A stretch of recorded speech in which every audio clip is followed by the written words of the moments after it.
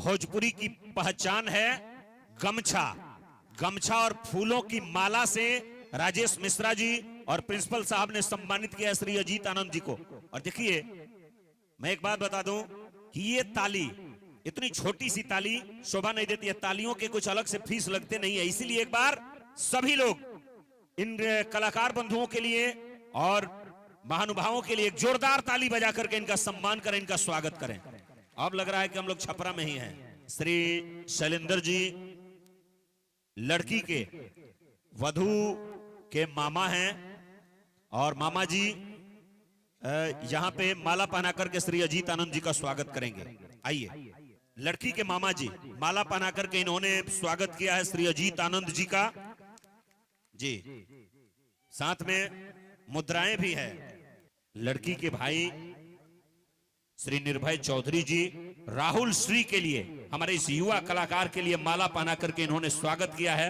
और मैंने कहा भी था, यह एक अविस्मरणीय क्षण है जिसे कुछ लोग कैमरे में कैद कर लाना चाहते हैं और हम लोग अपने दिल के आईने में, ताकि जब भी हम लोग नजर खोले यह दृश्य हम लोग के आंखों के सामने आ जाए। पहले एक प्यारे से भजन के कार्यक्रम के साथ श्री अजीत आनंद ग्रुप के इस मंच पर हैं हम लोग के छोटे भाई युवा कलाकार राहुल श्री। बड़ी प्यारी बड़ी मीठी आवाज है। मां सरस्वती ने अपना बहुत सारा आशीर्वाद इस कलाकार को दिया और इस कलाकार ने भी बड़ा स्ट्रगल किया है आपके दिलों तक अपनी पहचान बनाने के लिए। आइए, राहुल श्री को माइक्रोफोन सुपुर्द करूंगा, लेकिन उससे पहले कहना है कि दुनिया में अगर भगवान नहीं है तो फिर भगवान का जिक्र क्यों? दुनिया में अगर भगवान नहीं है तो फिर भगवान का जिक्र क्यों? और अगर दुनिया में भगवान है तो हमें किसी बात की फिक्र क्यों? अगर मुझसे मोहब्बत है, अगर मुझसे मोहब्बत है तो फिर मुझ पे शक क्यों? और अगर मुझसे मोहब्बत नहीं है तो बेवजह ये हक क्यों? मैं आपका हूं, आप हमारे हैं। एक बार ताली मेरे लिए भी बजा दीजिए। और आइए, मनोरंजन और मोहब्बत भरे इस कार्यक्रम का शुभारंभ इस शुभ विवाह के शुभ मौके पर आपके बीच किया जा रहा है। राहुल श्री को माइक्रोफोन सुपुर्द कर रहा हूं अपनी बेहतरीन अनूठी दिलकश प्रस्तुतियों के साथ आपके बीच इस मंच पर। और मेरे प्रिय भाई जो आज सर्वे सर्वा हैं, जेकरा पर सब कुछ टिकल बा, जेकरे कारण सब कोई आयल बा, उनको दिल से बधाई देता हूं। आने वाला भविष्य, आने वाली जिंदगी आपकी सुखमय हो, शांतिमय हो, हमेशा मुस्कुराते रहें।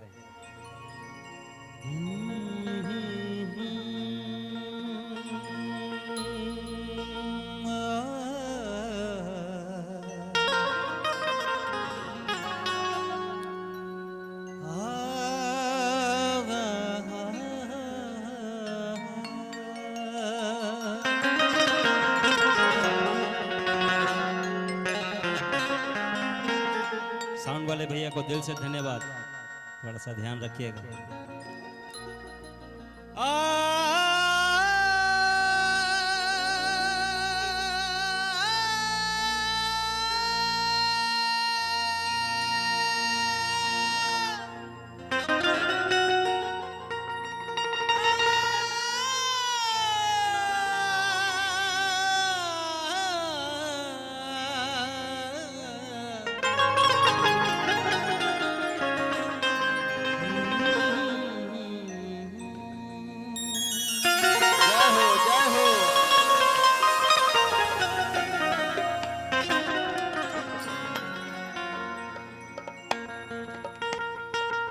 दुल्हा भाई खातिर, अपना मित्र खातिर, अपना दोस्त खातिर दिल से, खाली हमरा दिल से ना, एजा जितना लोग आयल बा सभे के दिल से इतने भर दुआ बा कि रउर जिंदगी हमेशा हंसत खेलत बीते।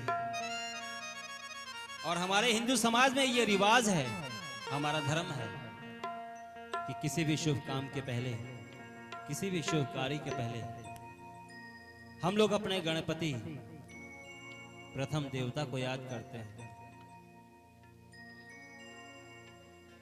पहले गौड़ा जी को वंदना,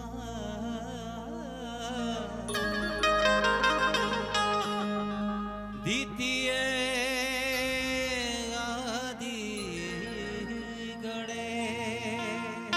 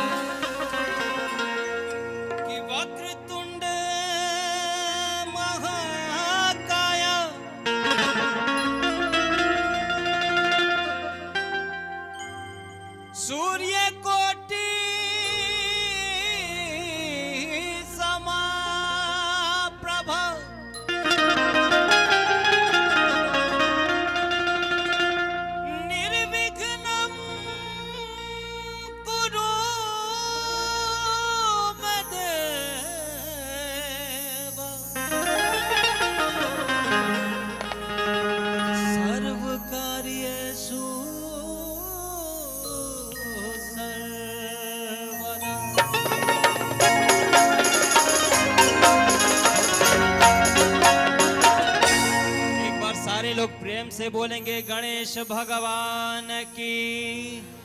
क्या बात है कि मिले जब राम सीता से, मिले जब राम सीता से। बड़ा अच्छा भाव है भैया, शादी विवाह के माहौल बा, तो हम सोचनी है कि काहे ना एगो सीताराम सियाराम उहे लोग के वंदना, उहे लोग के भाव से शुरू हो जाओ। जब सीता माता और श्री राम लक्ष्मण पहल का मुलाकात बागवानी में होता, बगीचा में होता।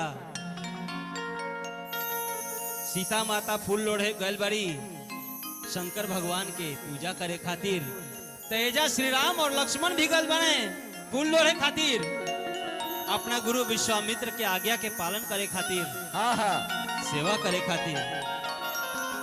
तब तक अचानक क्या होता कि सीता माता और श्री राम के नजर लड़ जाता। जब नजर लड़ता तो कैसा भाव होता है भैया कि मिले जब राम सीता से, टहलते बात फुलवारी, हरे राम उन्हें प्यारे लगे और सीता लगी उन्हें प्यारी।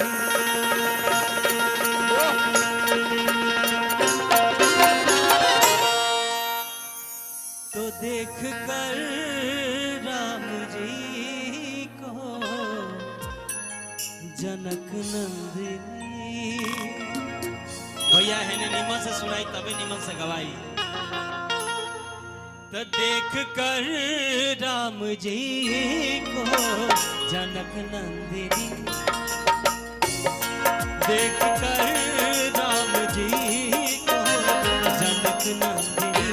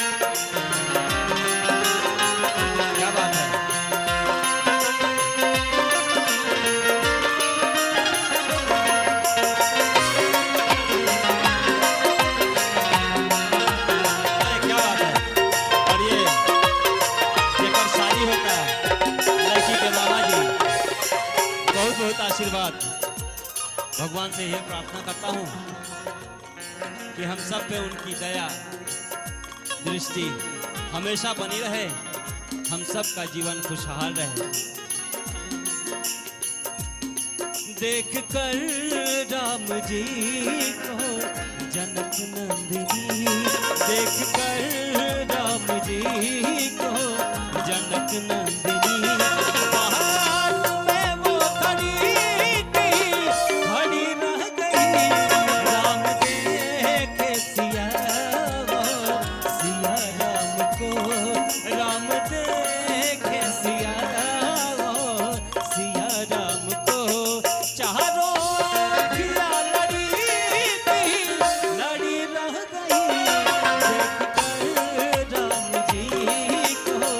जनक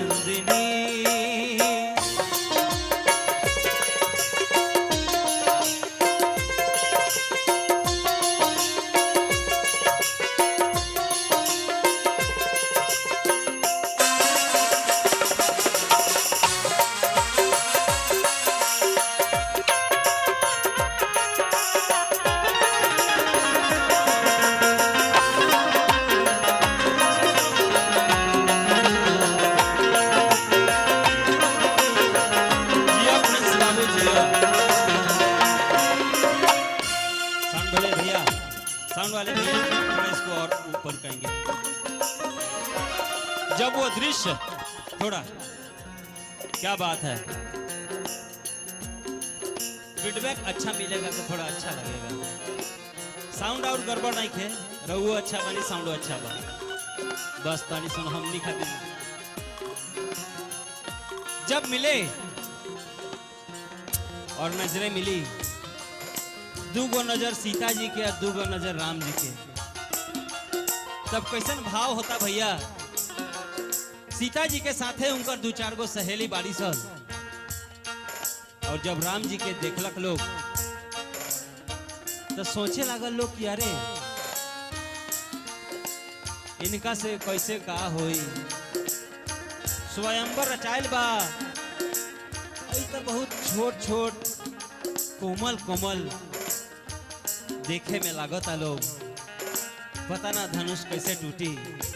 और हमार सखी, हमार सीता, हमार जानकी के कैसे ब्याह हुई, कैसे शादी हुई। एक सखी ने कहा जानकी के लिए,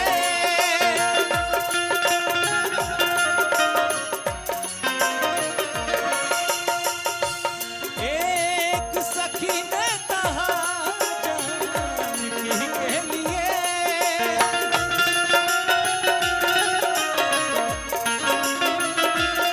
रच दिया है विधाता ने जोड़ी सुघर, रच दिया है विधाता ने जोड़ी सुघर, रच दिया है विधाता ने जोड़ी सुघर।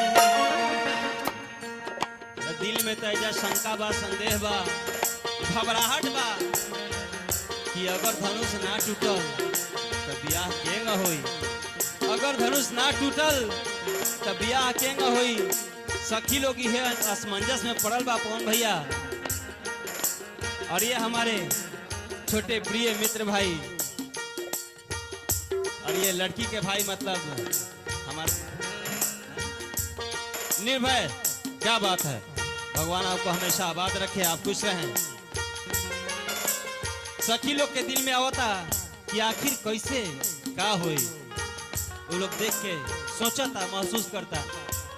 एक सखी ने कहा जानकी के लिए,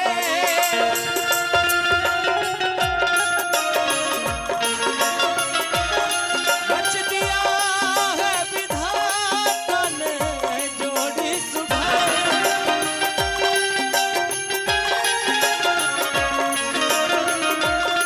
रच दिया है विधाता ने जोड़ी सुघर। अब धनुष कैसे तोड़ेंगे कोमल कुंवर, अब धनुष कैसे तोड़ेंगे कोमल कुंवर। दिल में शंका बनी थी, बड़ी रह गई, देख कर राम जी को जनक नंदिनी, देख कर राम जी को जनक नंदिनी। बाट में वो खड़ी थी, खड़ी रह गई, राम देखे सिया, सिया राम को, राम देखे सिया, सिया राम को। चाहो हकिया लड़ी थी, लड़ी रह गई, देख कर राम जी को जनक नंदिनी, देख कर राम जी को जनक नंदिनी। अगर निमन लागल होखे तो एक बार ताली बजा दी लोग, ज्यादा का कहूं। Thank you. बेहतरीन प्रस्तुतियों के साथ अपने खूबसूरत अंदाज को लेकर के हमारे आमंत्रण पर यहाँ पर आएंगे। पहले मैं नाम की उद्घोषणा कर दे रहा हूं। आरा से ये दोनों कलाकार बंधु आए हुए हैं। भक्ति सम्राट के विजेता गोलू राजा, स्वागत करता हूं मैं। गोलू राजा अभी अभी आए हुए हैं। थोड़ी देर के बाद जैसे ही मुझे निर्देश मिलेगा उन्हें मंच पर बुलाया जाएगा। उससे भी बड़ी प्रसन्नता की बात है कि भोजपुरी संगीत की दुनिया के एक ऐसे कलाकार जो किसी परिचय को मोहताज नहीं है, उद्घोषणा की दुनिया में राष्ट्रीय और अंतर्राष्ट्रीय स्तर पर जिन्होंने अपनी एक जुदा सी पहचान बना रखी है, श्री रवि रंजन आरा से आए हुए हैं और एक ऐसे मिजाज के कलाकार हैं, एक ऐसा अंदाज है उनका, मुझे लगता है कि सभी कलाकारों से जुदा अंदाज है जिनका, वो है श्री रवि रंजन। और बड़े ही सम्मान के साथ मैं उन्हें मंच पर आमंत्रण देना चाहूंगा कि जब ऐसे मैच्योर्ड कलाकार, ऐसे परिपक्व कलाकार किसी महफिल में हो और वो मंच पर नहीं हो तो मंच सुना सुना सा लगता है। श्री रवि रंजन जी से मैं निवेदन करूंगा, कृपया आप मंच की ओर अग्रसर हो, यहां पर आए और आपके इस गरिमा में उपस्थिति के लिए आपको कोटि कोटि धन्यवाद कि आप छपरा की इस पवित्र धरती पर, इस मंच पर श्री अजीत आनंद ग्रुप की ओर से यहां तक आए हुए हैं। उद्घोषणा की दुनिया की यह महान हस्ती आज हमारे बीच मौजूद है। श्री रवि रंजन के लिए एक जोरदार ताली बजनी चाहिए, एवरीबॉडी, सब लोग बजाएं। स्वागत है, वेलकम है और मैं खुश नसीब हूं कि आज आप मेरे साथ हैं इस मंच पर। यह है श्री रवि रंजन, चाहे वह भोजपुरी संगीत की दुनिया के रवि किशन हो, दिनेश लाल यादव निरहुआ हो, चाहे हमारे खेसारी जी हो, पवन सिंह जी हो, कोई भी सुपरस्टार गायक हो, नायक हो, उस मंच की मेजबानी करते हैं और अपने खूबसूरत अंदाज में आज एक ऐसी चीज जिसके लिए वो जाने जाते हैं इस मंच के माध्यम से प्रस्तुत करेंगे। माइक्रोफोन सुपुर्द करूं उससे पहले श्री राजेश मिश्रा जी से निवेदन करूंगा मंच की ओर आ जाए। श्री राजेश मिश्रा जी बोलिए।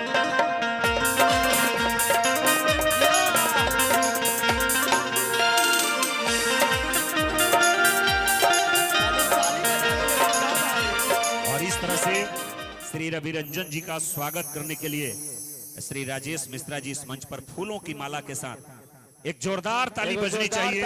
क्या बात है। मैं आप सबकी आस्था को प्रणाम कर रहा हूं, आपके संस्कार को प्रणाम कर रहा हूं और इस छपरा की शानदार मिट्टी को प्रणाम कर रहा हूं जिसने हिंदुस्तान को सींचा है, उसे नवजीवन दिया है, उसे एक बिहान दिया है। मेरे प्यारे भाई सोनू जी ने जिस तरह से तारीफ के पुल बांधे, मैं उस काबिल नहीं, लेकिन मैं उनका अभिनंदन करता हूं कि उन्होंने मुझे इस योग्य समझा है। मामा जी का आभार व्यक्त करता हूं जिन्होंने हम सबों को सम्मानित किया। राजेश भैया को प्रणाम करता हूं। पवन जी का आभार व्यक्त करता हूं, एक फौज में रह करके उन्होंने देश सेवा के खातिर अपनी जिंदगी को एक मोर्चे पे लगाया है, लेकिन कलाकारों की सांस्कृतिक साझा विरासत को उन्होंने बड़ा आकाश दिया है। इसके बाद राहुल श्री जी, उन्होंने बड़े अच्छे तरीके से आपके बीच में गाया।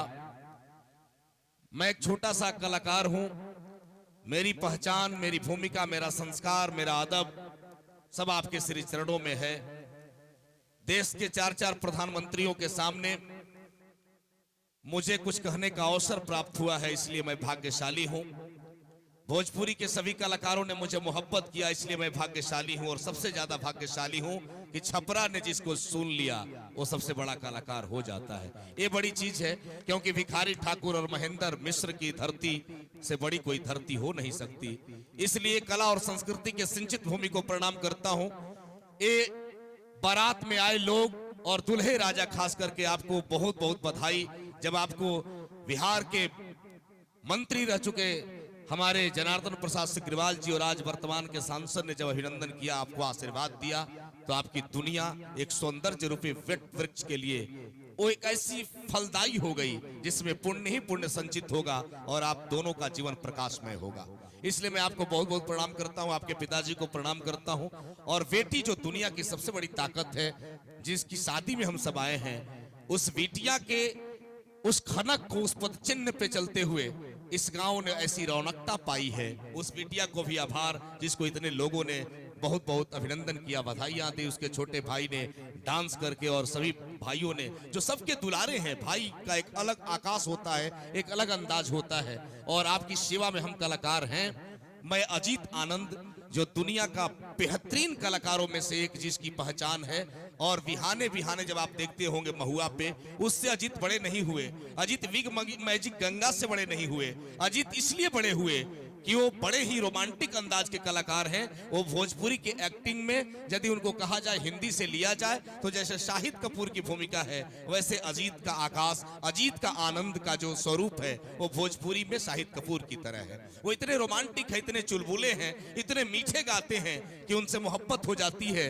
अजीत आनंद के लिए कि तुम्हारे पास आता हूं तो सांसें भींग जाती है, मोहब्बत इतनी मिलती है कि आंखें भींग जाती है, तबस्सुमित्र जैसा है, हंसी बरसात जैसी है, अजीत जब गुनगुनाते हो तो रातें भींग जाती है, तुम्हारे प्यार से दिल में उजाला होने लगता है, जब तुम बात करते हो तो बातें भींग जाती है। उस बात के भींगने का अर्थ है अजीत आनंद, उस आनंद का नाम है अजीत आनंद। और वो आपके बीच में आए हैं मुस्कुराते हुए, बहुत नृत्य व्यवस्था के साथ। वो इसलिए कि वो एक पारिवारिक आयोजन में आए हैं। एक कोई सट्टेदार हम लोग बारात में, हमें नहीं याद है 15 सालों में कि मैंने कभी बोला होगा या अजीत आनंद ने कभी गाया होगा, मैंने नहीं जाना है, मेरे साथ उनका मन साझा नहीं हुआ है, मैं इस तेवर का कलाकार नहीं हूं, लेकिन आपने मुझे मोहब्बत दिया, इसलिए बल दिया है कि मोहब्बत का घना बादल बना देता तो अच्छा था, मोहब्बत का घना बादल बना देता तो अच्छा था, मुझे उस आंख का काजल बना देता तो अच्छा था, उसको पाने की ख्वाहिश मुझे जिंदा नहीं छोड़ेगी, ऐ खुदा तो मुझे पागल बना देता तो अच्छा था।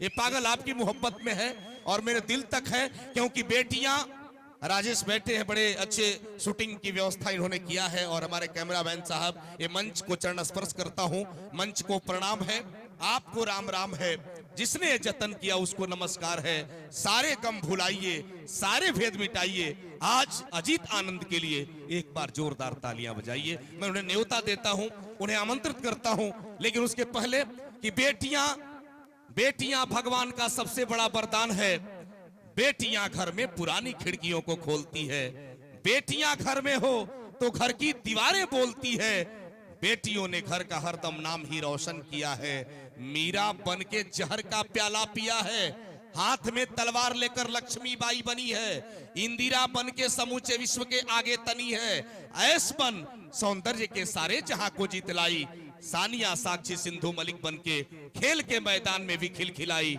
सुन लता मंगेशकर सुर के समंदर डोलते हैं, मूर्ख हैं जो बेटियों को बेटों से कम तोलते हैं। ये बेटियों का आंगन है और मैं चाहता हूं कि भोजपुरी के बड़े ही मोहब्बत के अंदाज के कलाकार हैं अजीत आनंद साहब, जो इस मंच पर आएंगे।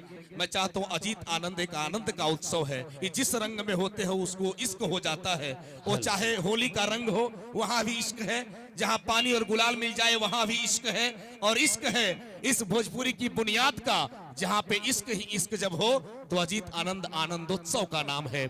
अजीत उस कृष्ण के बांसुरी की तरह है जो बजता है तो मीरा को भी आना पड़ता है, और वो जब बोलता है, गाता है, गुनगुनाता है तो राधा को भी याद कर लेता है। इसकी बांसुरी की मिठास पूरे हिंदुस्तान में मिश्री घोलती है। वैसे अजीत आनंद साहब टीवी और एंकरिंग के जरिए नहीं जाने जाते, अजीत आनंद सानिया मिर्जा की नथुनी भी गाते हैं, तो अजीत आनंद होली की हलचल भी गाते हैं, अजीत आनंद जिन्स ढीला तक भी पहुंचते हैं, तो अजीत आनंद आनंद के उत्सव में प्रेम के भजन भी गाते हैं। रामायण गायकी में एक बहुत बड़ा नाम था, आपने सुना होगा, आज भी है, वो अमर है, उनकी कहानी गायत्री ठाकुर जी, उनके दामाद हैं और हम सबों के प्रिय भाई हैं पवन जी। और मैं चाहता हूं कि अजीत आनंद को उत्सव के साथ जब ये गुनगुना दें तो मोहब्बत जिंदाबाद हो जाएगी। एक धुन भाई साहब बजाइए, थोड़ा रोमांटिक हो जाते हैं हम लोग, बहुत सीरियस बातें हो गई, बारात टाइप का हो जाता है। थोड़ा ताली आप लोग बजाइए इधर से, आगे से, क्या बात है, बहुत बहुत क्या बात है, कमाल कमाल है, जियो जियो, वाह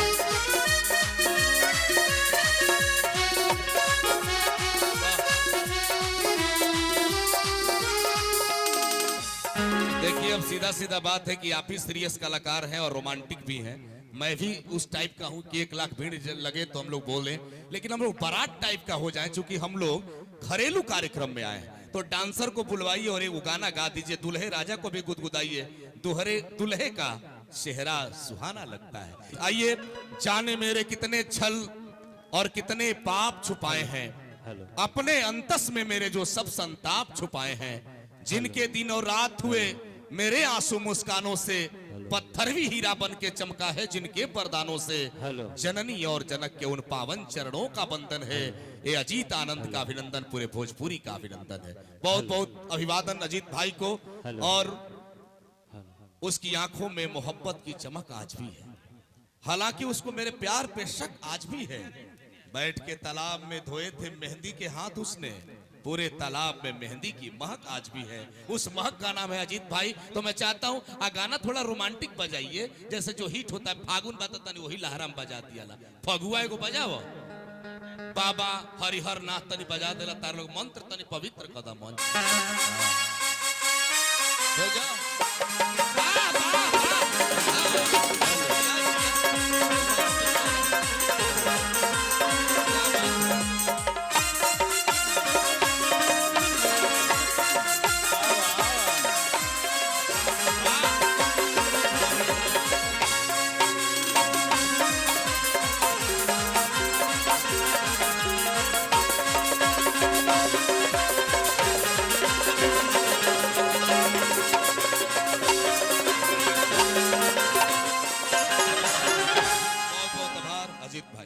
आदरणीय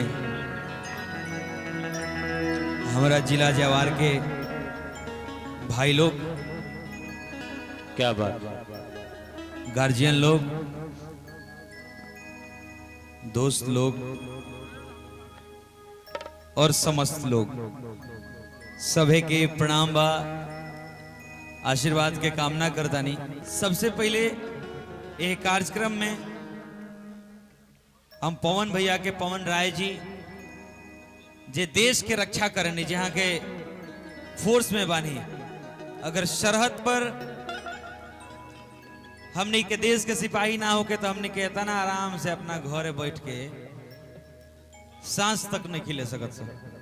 इसलिए फौज में जे केहू भी बा ये सभा में बैठल, जे फौज में होके ओकरा के सबसे पहले अजीत आनंद एंड टीम 10 नोह जोड़ के बहुत आदर के साथ, बहुत सम्मान के साथ प्रणाम कर दनी।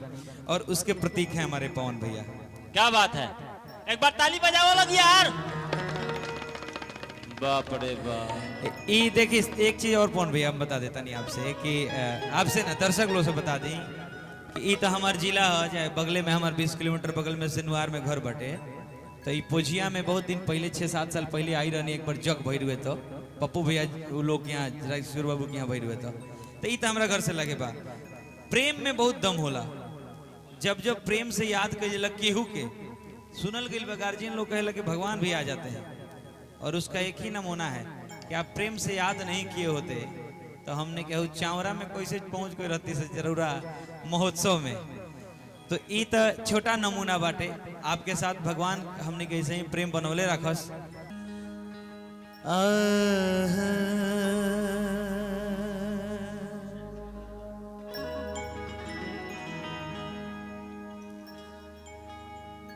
शहनाइयों की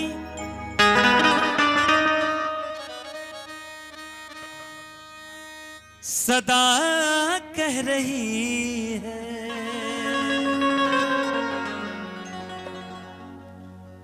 कि शहनाइयों की सदा कह रही है, खुशी की मुबारक घड़ी आ गई है। तो सजी सुर्ख जोड़े में चांद सी दुल्हन, क्या बात है बॉस। जमी पे फलक से परिया गई है।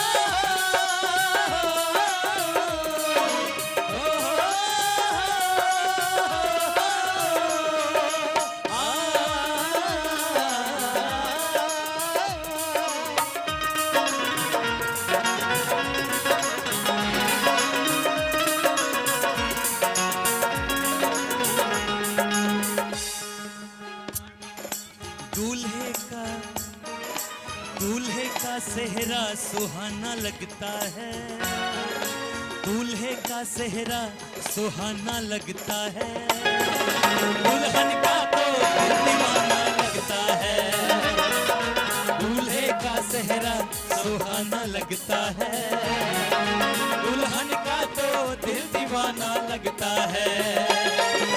पल भर में कैसे बदलते हैं रिश्ते, पल भर में कैसे बदलते हैं रिश्ते, अब तो हर अपना बेगाना लगता है, दूल्हे का सेहरा सुहाना लगता है, दुल्हन का तो दिल दीवाना लगता है। अर्जुन हम चाहता नहीं रोक कि जेकरा तमाशा देखे के बहुत देखिए, हमने के दिखावे के बाद हमने के दिखाइबे करे। क्या बात है? बजावा, हम पवन भैया के नचावे के चाहते हैं कि जोरदार ताली ठोकाए साढ़ू। अरे मर दे तो हेने से मारता ताली, ये तो उल्टा का मारता हो। हाँ दूल्हे का सेहरा सुहाना लगता है, दुल्हन का तो दिल दीवाना लगता है, पल भर में कैसे बदलते हैं रिश्ते, पल भर में कैसे बदलते हैं रिश्ते, अब तो हर अपना बेगाना लगता है, दूल्हे का सेहरा सुहाना लगता है, दुल्हन का तो दिल दीवाना लगता है, दूल्हे का सेहरा सुहाना लगता है, दुल्हन का तो दिल दीवाना लगता है। क्या बात है भैया, जियो जियो अर्जुन बाबू, जियो।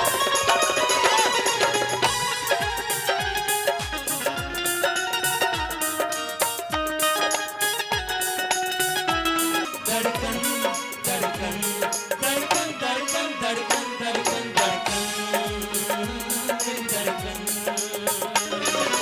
मुश्किल अश्कों को छुपाना लगता है, दुल्हन का तो दिल दीवाना लगता है, दूल्हे का सेहरा सुहाना लगता है, दुल्हन का तो दिल दीवाना लगता है। गाने का अगला लाइन जो गाऊंगा वो मैं ये भी चाहता हूं कि हम दूल्हा जी के पास आके गए, कहे कि गाना तो दूल्हा जी खातिर में गवाता का। आ जालो एक साथ है, चारों जने एक साथ है। राहुल मेरे साथ आप आएंगे। राहुल कहाँ गया? यही जा है।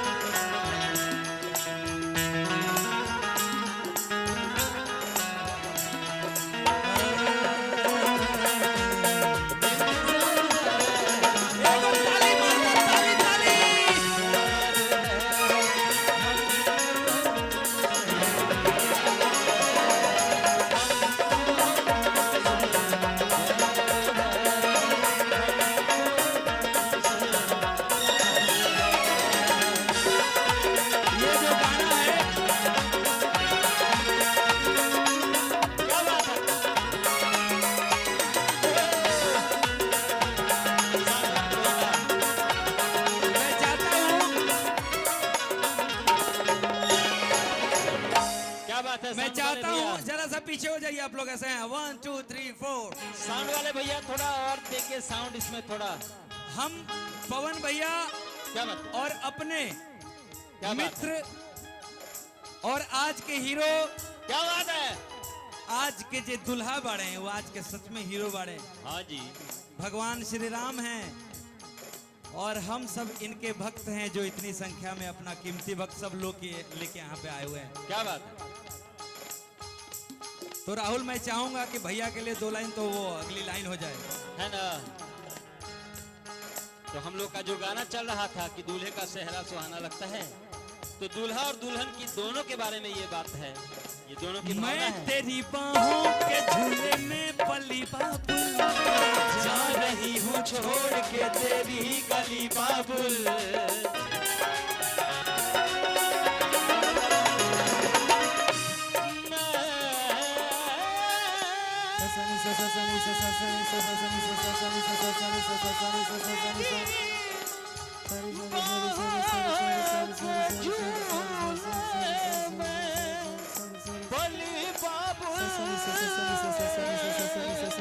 मैं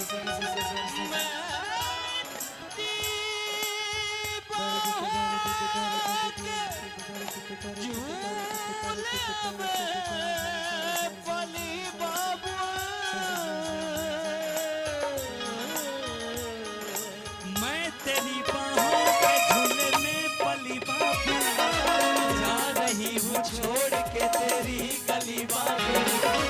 खूबसूरत ये ज़माने याद आएंगे, चाह कर भी हम तुम्हें न भूल पाएंगे। मुश्किल मुश्किल अश्कों को छुपाना लगता है, मुश्किल अश्कों को छुपाना लगता है।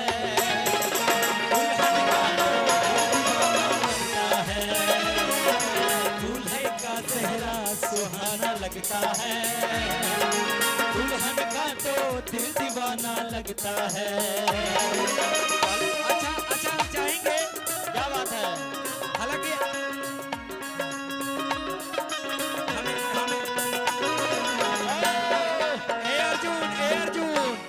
अर्जुन एगो हम बात चाहत नहीं, क्या बात है? चूंकि होली के आसपास में जेकर ब्याह होखे, ओहो, क्या बात है? वो से जाते भाग्यशाली दुनिया में हमरा बुझाता केहू ना होला।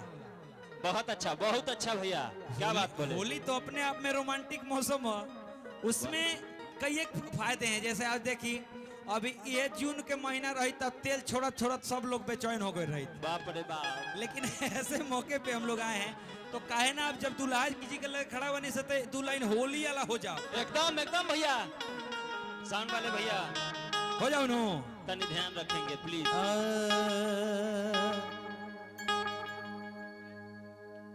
अरे होली खेले रघुबीरा अवध में,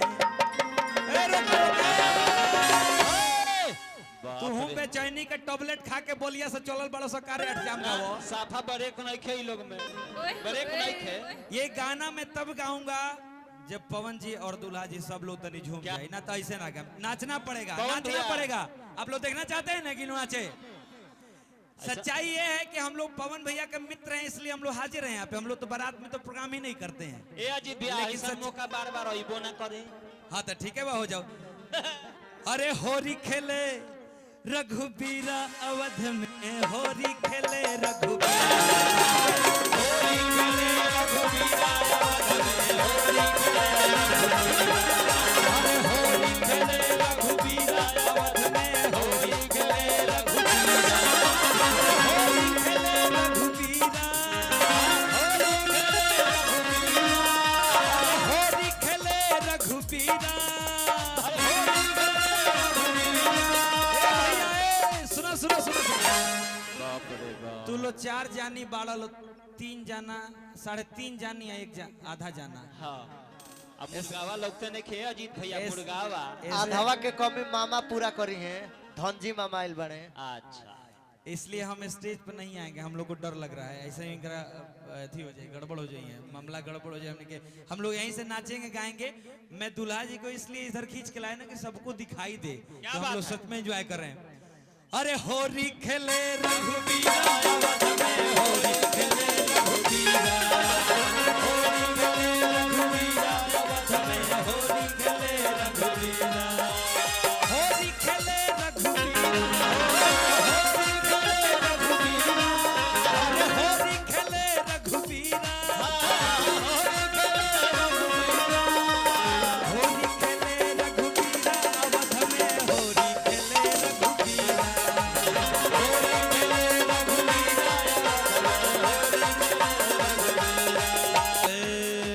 हिलमिलियावे लोग लुगाई, हिलमिलियावे लोग लुगाई, हिलमिलियावे लोग लुगाई।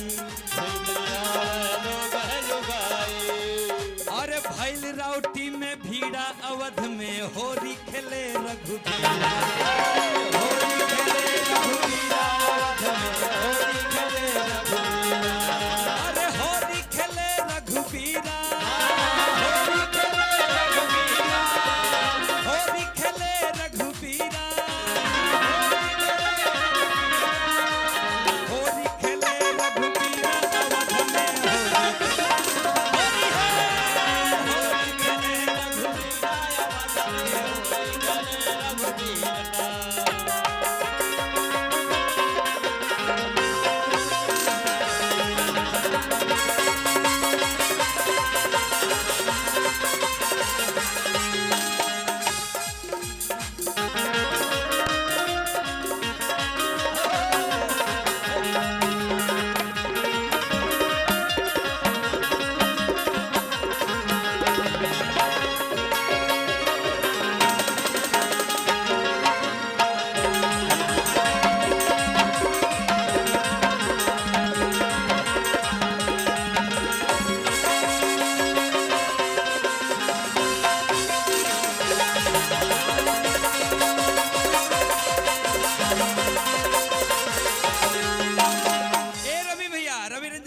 कहत नहीं हो हाँ। कि एलो पतो सूट भोजपुरी के गाना न करी एकदम एकदम भैया निकल आगे आओ आओ निकल आगे तोरे पर कह देता नी निकल आगे मरद भोजपुरिया सखी निकल आगे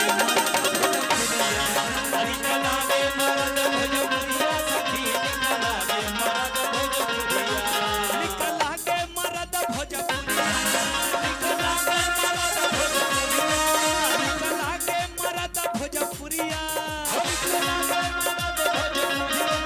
निकल आगे मरद भोजपुरिया निकल आगे मरद भोजपुरिया सखी निकल आगे मरद भोजपुरिया निकल आगे मरद भोजपुरिया सखी निकल आगे मरद भोजपुरिया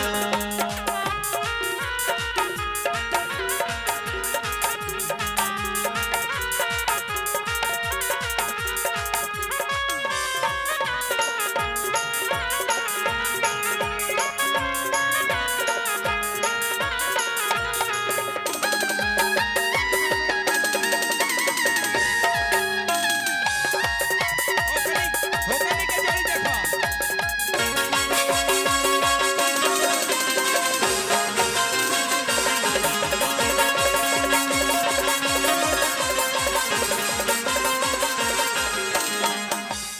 निकल के धोती निकल के कुर्ता निकल आगे धोतिया निकल आगे कुर्ता ए मुर्गा बड़ा मेही दावता ये दादा। आ कहता कि हाँ भैया एक और सारा पाख झड़ गइल बा इहे तोर भैया हवन काल भर लौकता ई मुर्गवा कटाई अब होली निका गइल बा। परसंगे बा घबराई के ए मुर्गा हई थ्रेसर के साथे आबो एने ओने कहां जाता रहतू बाप रे बाप सगरो देखे के बा कहता सगरो देखे के हैं सैन हो गइल बा ए भैया हम अरे किन्हीं निकला के धोती आ निकला के कुर्ता अरे निकला के माथे पगड़िया निकल आगे माथे पगड़िया अरे निकला के माथे पगड़िया अरे निकला के माथे पगड़िया सखी निकला के मरद भोजपुरिया निकल आगे मरद भोजपुरिया सखी निकल आगे मरद भोजपुरिया निकल आगे मरद भोजपुरिया सखी निकल आगे मरद भोजपुरिया सखी निकल आगे मरद भोजपुरिया निकल आगे मरद भोजपुरिया सखी निकल आगे मरद भोजपुरिया एगो और गाना लगा कहला सा कि ऐसा नदी हले दर दिया रे हर काम नहीं कर हर दिया ले तब प्यार करे के कुछो नहीं खेरे ढंग अरे दिल मुचकाई मोर सौ से अलंग तो डाडी जी के दी हलता है जुआ कर चोय चोय ऐसे न चले जैसे कारगिल के जंग कर चोय चोय डाडी जी के दी हलता है जुआ कर चोय लेकिन ये सब गाना बाद में होई पहले ई होई कौन? कि हमरा गांव के हेतना लोग आइल बता तारा से एकेगो बात पूछता नहीं बोला कि जैसन मरदा मंगबू अरे वैसने मरदा दे आए हाय रे जवान उनकरे के देखला के बाद चुनू काका के चश्मा लग गइल आँखी पर। आ बाबा उतारी महाराज उतारी आ सुनो अरे जोरदार मरदा मंगबू रवि रंजन भाई के दे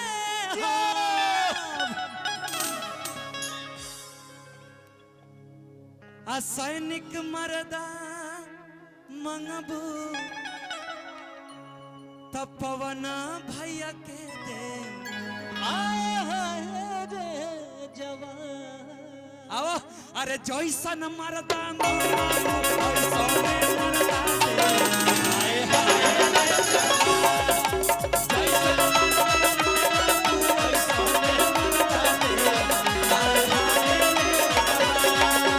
जैसन मरदा मंगबू वैसने मरदा दे आए हाय रे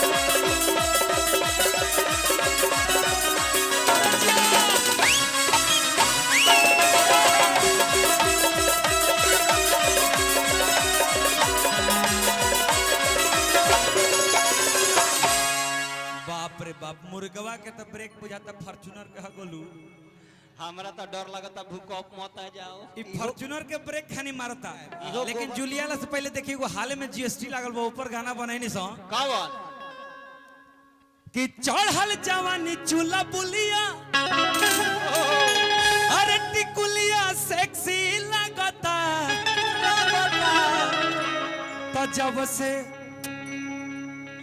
अरे चुमा पा अरे लगावलो तू जीएसटी सवाद और टेस्टी लगता गादी गादी जूलिया गाई की जीएसटी गाई जूलिया जीएसटी जूलिया चलो जूलिया गाओ तनी अरे जूलिया ना चले जूलिया का मांगेले जूलिया ना चले जूलिया का मांगेले जूलिया कोटर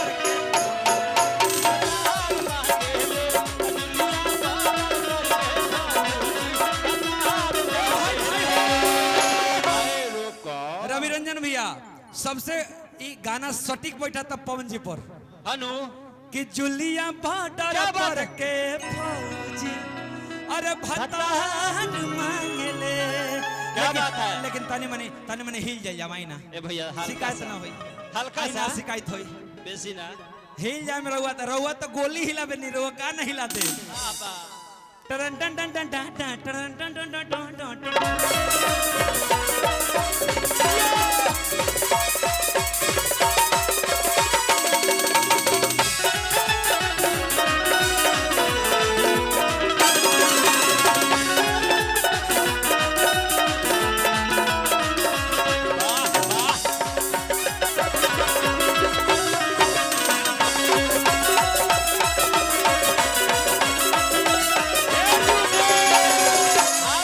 कहतिया अरे देखे में लागेल नन्हा अरे एकदम देसीला बजावे के देसीला गर्दा उड़ा के बाबू हमार। अरे देखे में लागेल नन्हकी आ रोजो फसावेले कहकी देखे में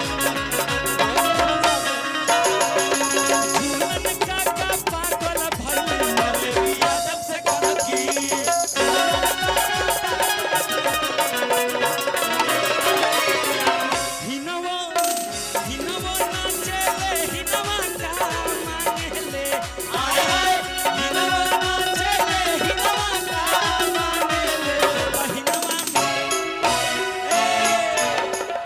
बड़ा अच्छा मैं ड्राइवर के बड़ा ड्राइवर केहू ड्राइवर नहीं खे ना सभे पैसेंजरे हो तू ड्राइवर हुआ कौन गाड़ी चलावाला भाई मालगाड़ी मालगाड़ी कौन गाड़ी चलावाला हनु कौन गाड़ी ट्रैक्टर अरे हाय चंदनिया ना चले आज चंदनिया अरे पप्पू भाई क्या बात है एक हमारे प्यारे छोटे भाई पप्पू भाई म्यूजिक भाई शंकर सिंह जो वालों सुनी ली गाना में हाँ हाँ ठीक ठीक ठीक बहुत गर्व की बात है कि वो म्यूजिक भाई शंकर सिंह आपके साधपुर के रहे वाले बड़े और उनका ही छोट भाई है वो एक जोरदार ताली अपने क्षेत्र के लिए बजना चाहिए भाई अरे चंदनिया ना चले चंदनिया मांगे ले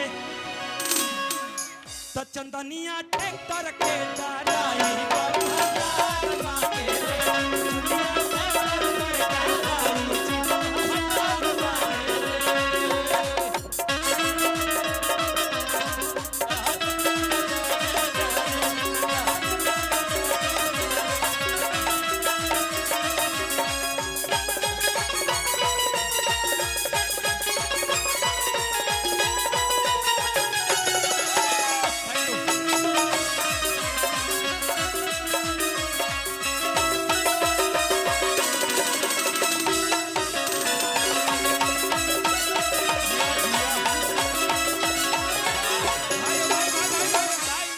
भाई क्या बात है जिलेबी पीर भाई के बहुत बीगे बढ़िया लेकिन तोहर जगह ऊ ह ओ जी से तनी हिलावत देखत नहीं कि ई गर्दा उड़ावत और से तू जाते गर्दा उड़ावत सारा जिलेबी पेड़ देलक मर्दावा ये लड़का बहुत अच्छा नाच रहा है खड़े रहिए भाई हो तहरा खातिर गा दे तनी कहाँ चले एगो लड़की एगो लड़का में प्रेम चलता भैया हो तनी ध्यान दी मालिक न त गाला आजे बढ़ जाई लड़किया यहीं छत पर खड़ा बिया लड़कवा का तक आवन है ने लड़किया कहती है ना ना काहे ना आबू तो लड़किया कहतिया कि हमरा हमारा डैडी जी के छत पर कबूतर बोलेला कबूतर बोले आ कैसे आई दिल भर जानी कैसे कि कैसे आई दिल तू नचबा। अच्छा एक बार खड़ा हो जा, एक बार उनकरा एक बार खड़ा होगा, खाली तू खड़ा हो जा, तनी खड़ा होगा तो उठ जा तोहरो गैस देखा तनी तब से निकलत तो नहीं खे। जिनटेक नहीं खड़ा होगा तनी, खाली आओ। लार मत छोड़ी हम मुंह से। आओ। खड़ा होगा आओ हाँ ए जी खड़ा रह। बाप हाँ रे। नची हो वही देखी तो आओ आओ ए भाई ई लड़का तो शाहरुख खान के भी टाप देले बा हो। ना जी प्रेम चोपड़ा खानी डाहत रे। का कहानी महाराज अरे कि हमारा डैडी जी के छत पर कबूतर बोलेला। अरे आई आई बढ़िया नचे तो तनी ताली बजा दिया बाद में अरे कबूतर बोलेला कि कैसे आई दिल पर जानी दरवाजा खोलेला कैसे आई दिल पर जानी दरवाजा खोलेला कि कैसे आई दिल पर हमरा डैडी जी के छत पर कबूतर बोलेला हमरा डैडी जी के छत पर कबूतर बोलेला कि कैसे आई दिल पर जानी दरवाजा खोलेला कैसे आई दिल पर जानी दरवाजा खोलेला कैसे आई दिल पर जानी।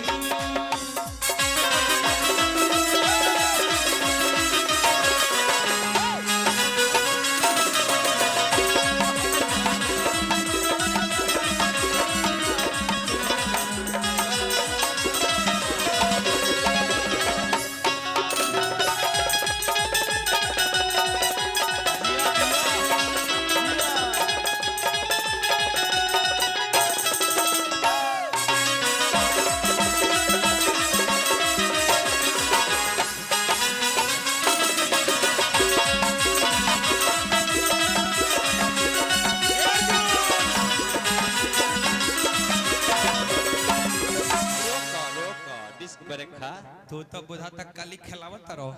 अरे ये बौका हम महाराज पूछी कि भिंडी खाई कि लौका। क्या बात है, बहुत बढ़िया कि बट मिनट लोग आ केहू कली ही सब कि धक धक कर जिया हमार अरे नइखे नीमन सुतार तब भैया बाड़े दुआर अरे तनी होखे दौरी अन्हार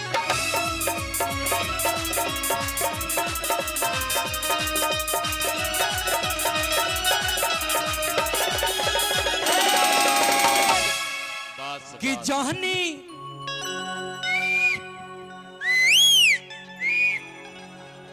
कि जहनी अरे सीटिया बजावा मर करे जहिलता छत पे बैठल बड़ा कि कैसे आई दिल भर जानी दरवाजा खोलेला कैसे आई दिल भर जानी दरवाजा खोलेला हमरा डैडी जी के छत पर कबूतर बोलेला हमरा डैडी जी के छत पर कबूतर बोलेला कैसे आई दिल भर जानी दरवाजा खोलेला कैसे आई दिल भर जानी दरवाजा खोलेला कि कैसे आई दिल भर जानी।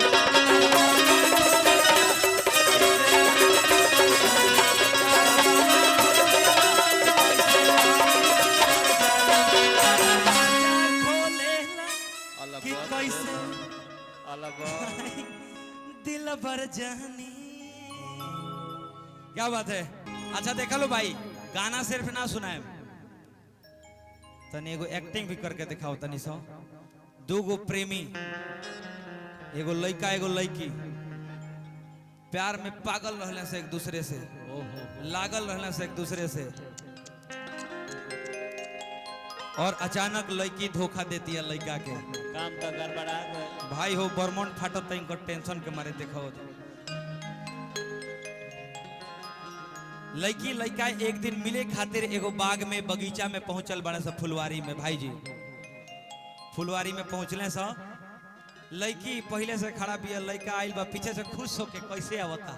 कैसे कैसे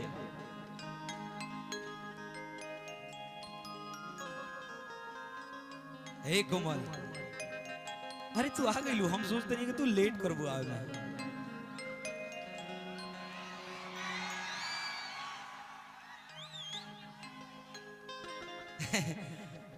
जब जब तू ऐसे ही जब नखड़ा कर लू तो हमारा एकदम दिल गदगद हो जाला।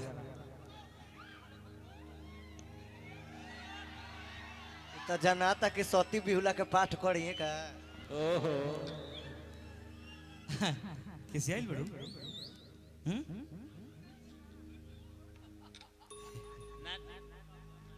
तेरे पता बा हम तोरे से बहुत प्यार करनी।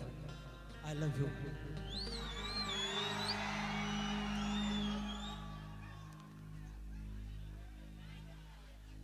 मजाक कर रही हो ना मेरे से? हाँ मजाक करता रू, तो हम जानता नहीं। कूद जाओगे नीचे? ए सोच सोच बताओ, धोखा देवे के चाहते रुका? ए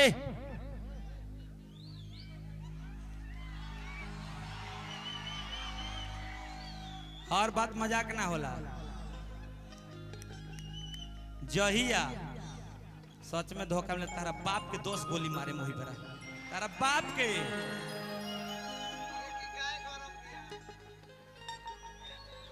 सॉरी सॉरी, आवेश में बोल देनी। हाँ नाराज होके बोल देनी। हाँ रुको,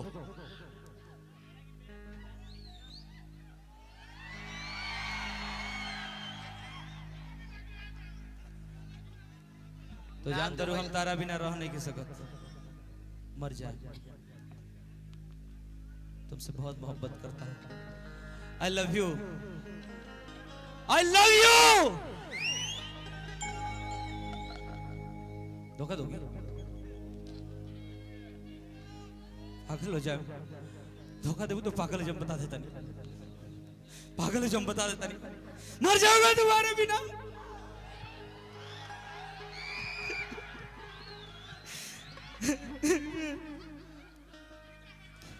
कोमल मर जाए अब तोरा बिना रे।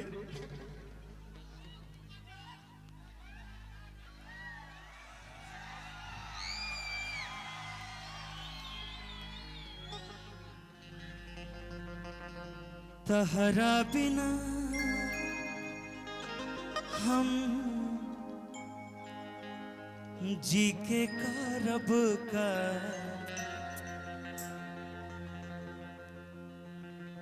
तनिका जहर के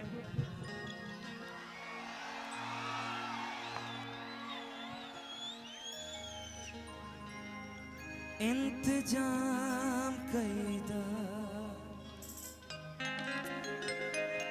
अरे जाता रूता हम नहीं रोका, जाते जाते हम एगो काम कैदा।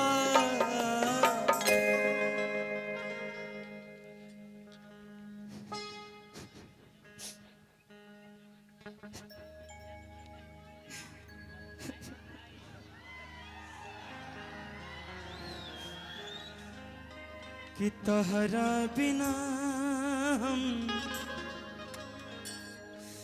जी के करब का, तनिका जहर के इंतजाम कैदा। तहरा बिना हम जी के करब का, तनिका जहर के इंतजाम कैदा। जाता रूता हम नहीं रोकब, जाता रूता हम नहीं रोकब। जाते जाते हम, जाते जाते हम एगो काम कैदा। पागल हो जाए, मर जा बता दे। तोहरा बिना हम जी के करब का तनिका जहर के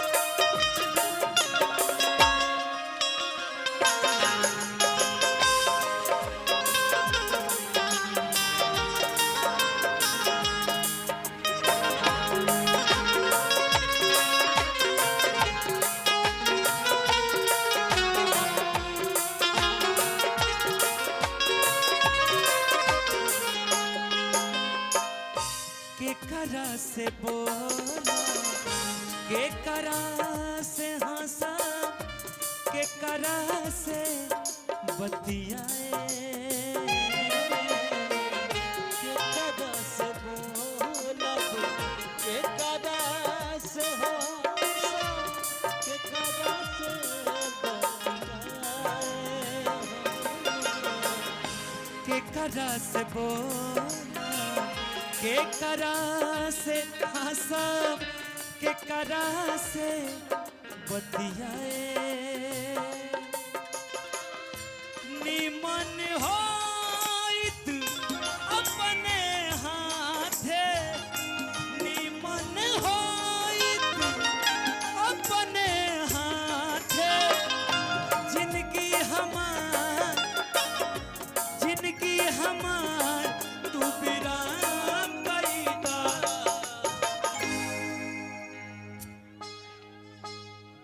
तहरा बिना हम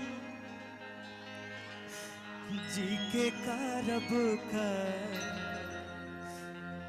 तनिका जहर के